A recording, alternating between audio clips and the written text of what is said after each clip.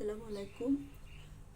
এই চিংড়ি মাছগুলো আমি আজকে আমাদের স্থানীয় আর কি আমাদের এলাকার বাজার থেকে কিনে নিয়ে আসছিলাম। তো 800 টাকা কেজি নিয়েছে মাছগুলা। তো লোকটা বললো যে আমরা এলাকার মানুষ, আমরা কাউকে ভেজাল দিই না, এই জন্য আমি সবচেয়ে ভালোটা কিনে নিয়ে আসি, এটার মধ্যে কোনো জেলি নাই, কিছু নাই। তা আমি সাধারণত বড় মাছ বা চিংড়ি মাছ এগুলো কিনলে বড় বাজার থেকে কিনি, কিন্তু আজকে লোকটা এমনভাবে বললো তো আমার বিশ্বাস হলো এবং বিশ্বাস হয়ে আমি এই মাছগুলো কিনে নিয়ে আসলাম। 800 টাকা কেজি নিয়েছে।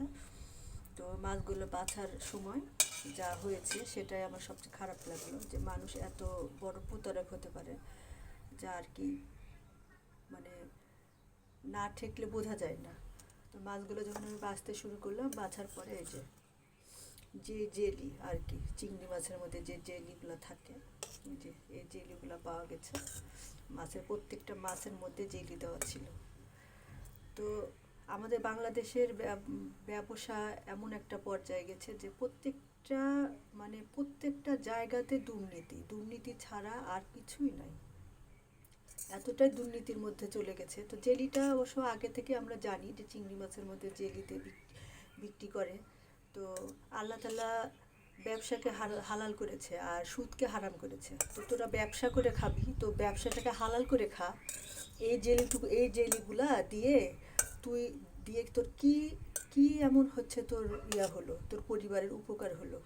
তোর পরিবারের মানুষকে কি হালাল হালাল উপায়ে তুই রোজগার করে খাওয়ালি? ব্যবসা তো করছিস, কিন্তু হালাল উপায়ে কি রোজগার করে খাওয়ালি তোর পরিবারের মানুষকে?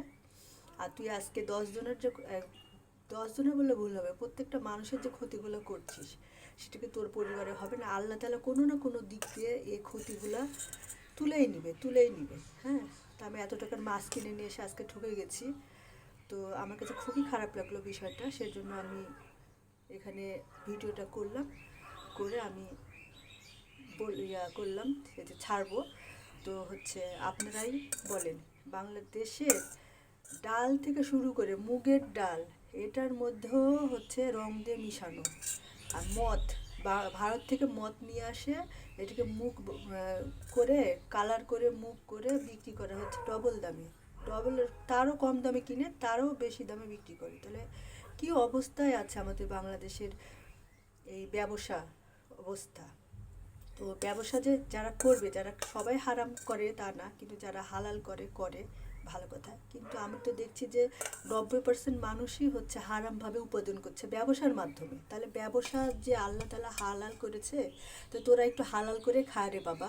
আর কত টাকা নিয়ে তোর কবরে যেতে পারবি না। হ্যাঁ, টাকা নিয়ে যদি কবরে যাইতে পারতি তাহলে না তোর লাভ হইতো, যে হ্যাঁ টাকাটা কবরে কাজে লাগবে না। যদি একটা সুসন্তান বা একটা ভালো কিছু দুনিয়াতে করে যেতে পারিস, তাহলে হয়তো বা তোদের কাজে লাগবে, তাছাড়া আর কিছুই কাজে লাগবে না, কোনো কাজেই লাগবে না। তো আজকে মনটা খারাপ থেকে এত কিছু বললাম। যারা শুনবেন, ধন্যবাদ আপনাদেরকে।